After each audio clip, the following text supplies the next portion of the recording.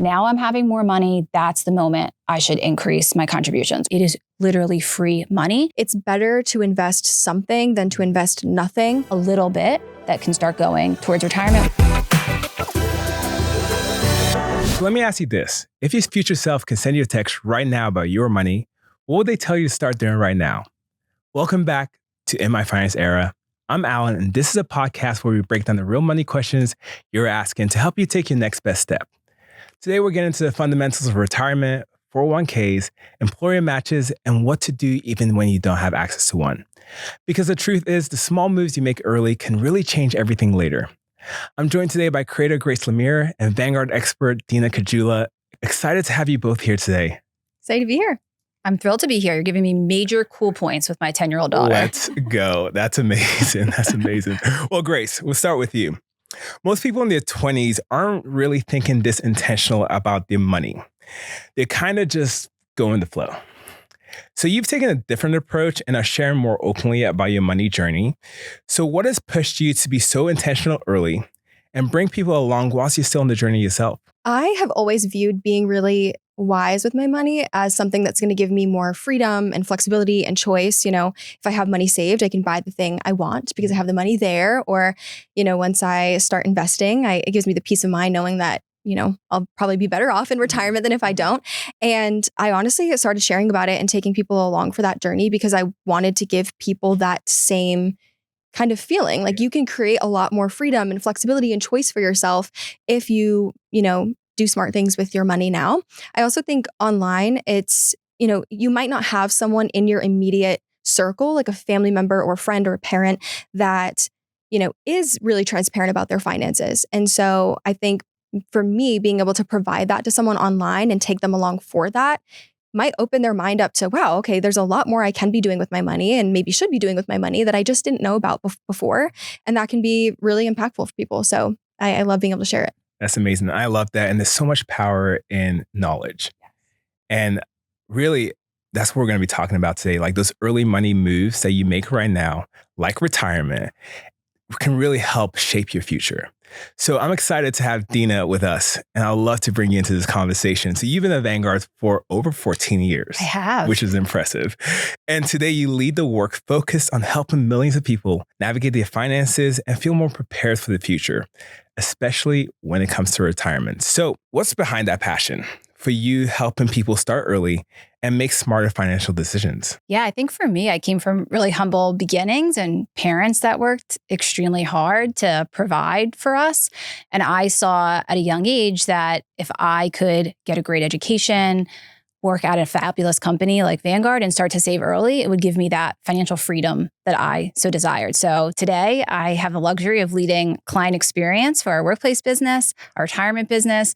And that means my team thinks each and every day about how do we support investors on that journey, everything from opening their first retirement account through retirement and just giving them that guidance on what are the actions you could take now to set you up for retirement readiness. That is amazing. So let's just dive right in. Let's do it. Let's do it. Okay, so retirement can actually feel really far away for a lot of young people, like years and years and years away. Like I consider myself young. You are young. You are young, yeah. Yeah. So I think I'm young too. Are yeah, we all young? We're all young. So it's really easy to not think about it early on, just because it just feels so far away.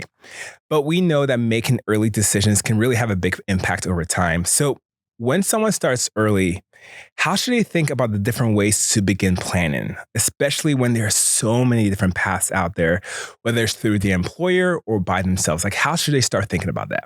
Well, the most important thing is that they take a step and they start to save it all. It doesn't matter how little you save, you've got the tailwinds of interest and compounding. So those small amounts can add up to be something really significant. I was playing around with some numbers this morning. If you save $10 a week for the next 40 years, you could accumulate about $60,000. Like that's significant. Start small. And then as your income grows, you can continue to increase those contributions over time. And ultimately, we'd like to see you save up to 12 to 15% of your total income. And that would include any type of match that came from an employer. But we know that it takes time to build up towards that. I certainly couldn't do that in my 20s and only recently was able to get to that kind of maximum amount. And you talk about this thing, you said the employer match. You like just briefly talked about it, but I've heard things like 401ks. Like, what is that? What is a 401k? What is an employer match? Why does it matter? Yes. Okay. So a 401k is essentially when your employer is offering you a retirement plan that you can contribute to. The main benefit of it is it's tax deferred. So what you can do is you can actually put your dollars in pre-tax, which means it minimizes the taxes you have to pay today. And when you take those withdrawals out in retirement, that's when you'll pay your taxes. For most people, your income's less in retirement. Therefore, your tax rate is less. And so that's the main benefit is you're deferring those taxes for a later date. Roth would be the opposite. Roth would be, I'm going to pay the taxes now so that when I start taking that money out in retirement, I don't have to worry about taxes. And then usually a 401k also comes with an employer match. Over 90% of plans offer an employer match. And that just simply means they're also giving you some contributions. So it may sound something like, Dina, if you save 4%, I will match you another 4%. And now you're actually, in total, getting 8% of your income into your retirement plan. Do you see Huge a lot of benefit. young people taking that? Do a lot of young people take the match? It's a great question. I would say we see people take advantage, but there's so many that are leaving free money on the table. So not enough, Grace. Like more people, I think we need to empower them and help them to appreciate it is literally free money. So I always say at least save to the match. If you can save beyond the match, great. But that's a good guideline to maybe have in mind is like at least get to match. Dina, I'm really curious your thought on this. I feel like with a lot of my friends and my audience, they know that they should probably be contributing up to that employer match, but they also have other financial obligations like student loan debt or credit card debt. And so they're trying to figure out how to manage all of that. And I'm curious what your thoughts are on that. Well, that was me in my 20s because I had a tremendous amount of student loan debt. I went right from my undergrad straight into grad school. So I was carrying tens of thousands of dollars of debt and I was working at Vanguard. I wanted to contribute. So I was trying to decide like what's the right order and how do I do things? First, take advantage of the match because it is free money, right? So, and you want to make sure you're saving at least something towards retirement. So do that first and then really make a dent in your high interest debt. So start with the high interest debt, work your way down. Typically that's credit card debt is maybe even higher than student loan debt. So really look at the interest rates. And then after that, you see, hey, do I have any remaining dollars? Could I actually contribute even more towards my retirement? That's really the order I would think about it. All right, so Dina, I know we've talked a lot about this employer match, but are there any other benefits that could potentially help you along in retirement as well? Sure. Maybe one that we haven't talked about yet actually is the health savings account or an HSA. The beauty in an HSA is that you can start to put in pre-tax dollars and then you can pull that money out for qualified medical expenses. And so you get a triple tax benefit in doing that, right? So you're putting the dollars in pre-tax, they're growing tax deferred, and then you can take them out tax-free for qualified medical expenses. And what's really great about the HSA is you can use it like in year for medical costs, or that money continues to grow over time and it can roll over year. So some people are using that as another retirement savings vehicle because often in retirement, the medical costs are really significant. So you can use some of it in year, or you can choose to continue to just keep putting money in that HSA and letting it grow. And then that's really another source of income in retirement. All right, so let's look at a number that puts this whole start early thing into perspective. So we found in a recent Vanguard survey that amongst 18 to 34-year-olds with a workplace retirement plan, 50% say they contribute enough to get the full employer match, and only 18% max out their contributions. So Dina, when you hear that, what stands out to you and what do you think people might be missing out on when it comes to taking advantage of those early opportunities? Well, I think two things stand out to me. First is, you're discouraged when you hear only 50% take advantage of the match because we've said it a number of times today. That's free money. Like we don't want to leave that on the table. So I think the first lesson is we want to try to really get folks to take advantage of at least saving to the match. Hopefully they can go even beyond. But the other stat is kind of encouraging and really interesting because you're seeing 18% are maxing out. And those are often this kind of new generation that we're calling FIRE, financially independent, retire early. And it's investors that want to save more now, which is going to require some sacrifice so that they can retire at 50 and they don't have to work until 60 or 65. And so it's encouraging. You're seeing that pick up a bit. But I also want to acknowledge it's not possible for everyone, and it's probably not the likely scenario. So I think for the masses, it's really about contributing what you can, what's in your budget and what you're able to do. Small sacrifices sometimes can make all the difference. I'm gonna be honest. I don't want to work until I'm 65. Me either. So, but thinking about that, you mentioned something about the max contribution, and maybe it's a little hard to get there. So how should people think about increasing and getting to that goal as your income grows over time? Because hopefully your income is growing as you're figuring out this journey of life. But like, how should people start thinking about the target and how to get there if they're not there right now? So I always say use life events or work events as kind of your trigger moment. So often you get a review every year, and hopefully with that review comes a raise. That's a great trigger moment. So in your head, you think to yourself, okay, now I'm having more money. That's the moment I should increase my contributions. Or maybe you got paid a bonus. Another great moment to say, yes, I want to spend this, but can I take just even a little bit of that and also put it towards my retirement? Maybe you had some type of inheritance that came your way. You know, we're seeing a lot of generational wealth is shifting to younger investors. Another kind of life event moment to say, could I take a portion of that and put it towards retirement? So I use those milestones as ways to kind of remind people that you can start to increase more. I think a lot of people too think when we're talking about debt payoff, I think a lot of people think in that same mindset. That's what I've seen with even myself when I was paying off my debt, and with people in my audience is when you're paying off debt, you think, okay, yeah, I got maybe an extra $50. I'm going to chuck that on my debt. You think about the progress that makes. I think if we could apply the same mindset to investing, right? Because I think, sometimes you do get like a big, chunk of cash for something, but even when you get those little, $50, grandma gets you money for your birthday or whatever it might be. Yeah. It's like, can you invest it instead? Yes. I think that's like a really good mindset to apply to. Yeah. Mm-hmm. And I don't love balance checkers, right? Because sometimes that could be risky if you're like constantly checking your balance and it forces you to, overthink it. But sometimes checking your balance is just some real reassurance because you see that money growing, and like that actually makes you feel good and motivated to say, this is paying off. Like I want to save more. And then I mentioned some of those retirement tools. They're really cool because sometimes it can show you like what that's going to grow to in 20 years. And again, that's a motivator and an incentive. That is really helpful. And what is interesting, I think about, is that not everyone has access to those like built-in structures. Your path has definitely been more self-directed, and you've not had something like a workplace plan. So how has that shaped the way you think about planning for the future and staying intentional with your money? I mean, I think it goes back to kind of what I was saying that, I know that I have to figure it out on my own. I have to make sure that, I'm looking at the contribution limits of the account that I'm using, that I'm making sure that when I'm depositing money into the account, it's actually getting invested in something. It's not just sitting there. Whether you're working, a W-2 job or whether you are, self-employed like I am, it is something that you have to think consciously about to a degree.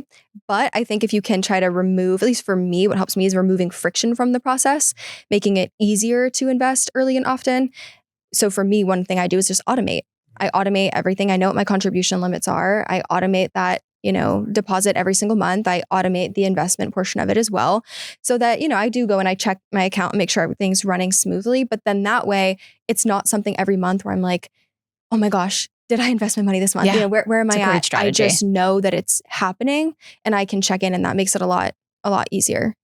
And I know Gracie said you're doing it by yourself, but Dina, let's be honest, there are ways that there are options out there that she will help people like Grace. Yes. So what are the options that are out there, and how can people in Grace's situation, or even people that have employers to help them out, how can those options help people stay on track? Yeah. Well, this generation's so lucky to have as many managed account solutions as we do. And what that means is if you want, you could be a DIY investor and you can select your contribution rate yourself, what you want to invest in. But many plans are now offering an advice solution where you can either have a point in time consultation with an advisor just to kind of check in, get some tips, and then you can go off and implement it. Or you can actually have someone that you fully turn the keys over to and say, manage the account for me for a very small fee. So look for someone that has kind of a low cost fee structure like a Vanguard. And then you can have that peace of mind to say someone else is actually taking care of the investment selections, checking in with me to make sure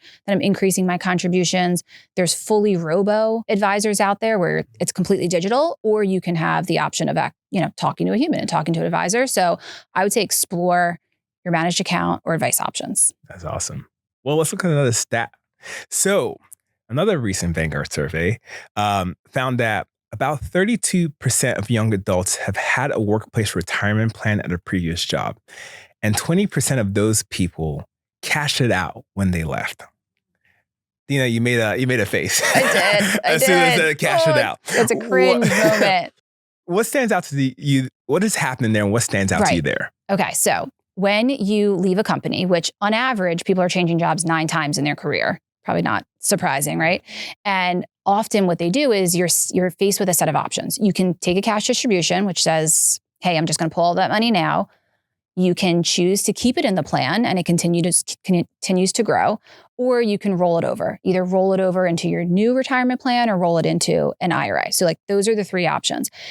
And that what you're saying is a lot of people are choosing to cash out. What happens when you cash out is it comes often with some penalties because you're not supposed to take that money out before you're 59 and a half. And so I really strongly advise people don't cash out. At the very least, consider staying in plan or rolling it into another plan. I have one more watch out though. If you roll it into another plan, it's often going to get set at the default contribution rate, which is typically lower, maybe like a 4%. So make sure you check in on that contribution. At least try to save up to what you were saving previously. But you have to take that action yourself. That new company is not going to do that for you. So just a caution. I'm curious why you think, or if there's any data on why so many people do cash it out. Because I feel like I've seen with my audience and my friends who've changed jobs, they just didn't know. They truly did not know what they should be doing with that money.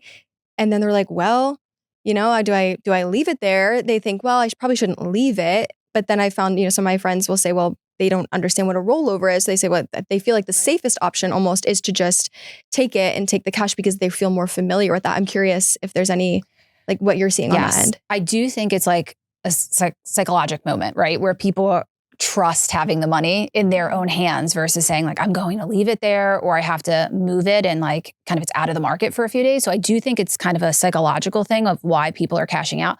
Also, I think sometimes the balance is small. And so people think like, oh, it's just $10,000. I'm just going to take it now. But $10,000, if it continues to grow over time, is going to become $20,000, $30,000, $40,000. So I think that's why people are cashing out. And I feel like the answer is knowledge is power. Right? Educate them on why you should stay in the plan or roll over. And then I do think we've got our work cut out for us, people that are in client experience, to make the process simpler. That makes a lot of sense. And I know we mentioned briefly this concept of rollover. We talked about people pulling it out in cash. But what happens, is there something that happens when you roll over? I can think about myself. A couple of years back, I had a job. And I said, I'm going to travel for a little bit. So I left that job and I said, do what you do. And they rolled it over somewhere. Came back a couple of years later and I said, it's still basically the same. Like what I thought it was meant to do something. Now knowing what I know, yes, I know what happened. But can you explain to the audience that's listening what I did wrong? Yes. Okay. So there's 2 types of rollovers. One is you roll over to an IRA, which I think is what you did. When you put it into an IRA, it's automatically defaulted into cash. You have to take the action of choosing what it gets invested in. If you don't take that action, it will just sit there for years, which happens. The other is if you roll over into a new employer-sponsored care plan, like another 401k, that's where it's going to set you at that default contribution rate. So hopefully it's somewhat invested, but it just may not be at the amount that you want it to be. In both instances, you've got to make sure once it goes to the kind of destination where you rolled over to, that you interact and re-engage and set it up appropriately. So I guess now I want to put you on the spot because I think about myself and I wish I had a checklist. I wish someone gave me a checklist that was like, give me a checklist when I was leaving a job, what I should have been thinking about. So what is a quick checklist for someone that can run through either mentally or write down when they change jobs so they don't have to lose progress? Sure. So first would be understand what options are available to you at the new employer. Do you have access to a plan first and foremost? What are the fees in that plan? What's the investment lineup? What's the access to advice? If that's really attractive, then that may be an obvious choice to say, let's roll over the previous assets into that plan. So first, understand your plan. Second is make sure you choose the right contribution rate for you. A lot of times when you change jobs, it's for promotion. Most people don't change jobs just to change jobs, right? It's because it's maybe a bigger opportunity. So with that should be a moment where you consider, can I actually save more than what I was contributing before? And so really think about, now that your circumstances have changed, what's the right contribution amount? That's awesome. That's awesome. And then Grace, have you seen or heard people navigating this or even had to think about this yourself in a different way? You're self-employed. Like you've talked about the habits that you have right now, but as you were building towards that, I know you didn't had to roll over somewhere else, but how have you been thinking about this yourself? I honestly, I have never had to roll over anything. Yeah. I haven't had to because I have been self-employed and I haven't really changed jobs. I've worked for myself the whole time, but I do see it as something that my friends have had to try to figure out. Grace, can I ask you a question? Sure. How have you decided what to invest in? So you have a retirement account, but then how did you decide what funds to choose? Did you make that decision yourself or? I did. I did Okay. just a lot of research on my own, and I thought about what my personal risk tolerances and what I value and what my goals are. And then when it came to the amount that I invest, I am a big fan of reverse engineering. That's what I call it. Reverse engineering the decisions that I make. So I think not what do I want to do right now? And then, oh, okay, that's just going to get me somewhere, that maybe is not where I actually want to be. I think backwards. I'm like, where do I want to be at this point? And then I say, okay, what do I need to do in order to get there? So with retirement, I thought, okay, what do I realistically need to have in my retirement account when I retire to live the life that I want when I retire? And what does that mean in terms of what my contributions need to look like today? And then I got into some of the, the FIRE stuff you were talking about and thinking, okay, if I invest maybe a little more upfront, where does that get me down the line? And what would that look like? So I like to run the numbers and get different estimates based on different scenarios. I love that. And I think you represent probably the minority because what we're actually saying is a lot of people don't want to do that research themselves. So they're choosing these target retirement funds or target date funds, which I think are another good option and probably worth us calling out to this audience, which is essentially you say the year that you want to retire. It's kind of like that reverse engineering tactic. Like say I want to retire in 2050. And then that portfolio is managed for you and it becomes more conservative over time because you can afford to take more risk now. We can actually invest in some riskier assets because you have plenty of time to make it up, but it will adjust for you over time. So you don't have to keep going back in and exploring should I change my investment lineup because maybe my risk tolerance is changing. So I throw that out there just to say there's folks that are probably just like you that like crunching the numbers and like doing the research. And then there's other folks that use a target date fund, use a target retirement fund. That's exactly what they're there for. Mm-hmm. Absolutely. And I think everyone thinks differently. And I love that you're just really trying to figure out what is my next best step. Let's say I'm already there and I'm doing something here, but I want to take the next step and do a little bit more research. It's so empowering being I'm just trying to figure out in this moment, what is happening and how can I progress one step at a time. So we'll go one more stat before we wrap this up. This is the same Vanguard survey that we're going to talk about, but 44% of 18 to 34-year-olds save for retirement on their own. But 31% keep that money only in their check-ins or savings accounts.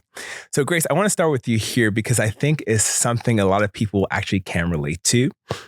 When you're saving on your own, it's easy to default to what feels safe and familiar. So how have you navigated that, just understanding where your money should be and what you should be doing over time? To kind of your point you just said, personal finance is personal. And I think that we can run the numbers, we can do the math, and that's really, really lovely. But there is also such an emotional side to it as well. And the same way that it takes time to get yourself feeling really good and comfortable with budgeting or with saving or whatever, same thing with investing. Yeah. Good rule of thumb is you want to make sure you've got, some emergency savings. That's always appropriate for a checking or savings account at your bank. And you want to have at least $2,000, but truly you want to have 3 to 6 months of living expenses. To me, anything beyond that, you should be investing because you've got your safety net now. Build up that emergency savings. You can feel confident knowing in case of a job loss, a medical event, something big, I've got my 3 to 6 months, that can hold me over.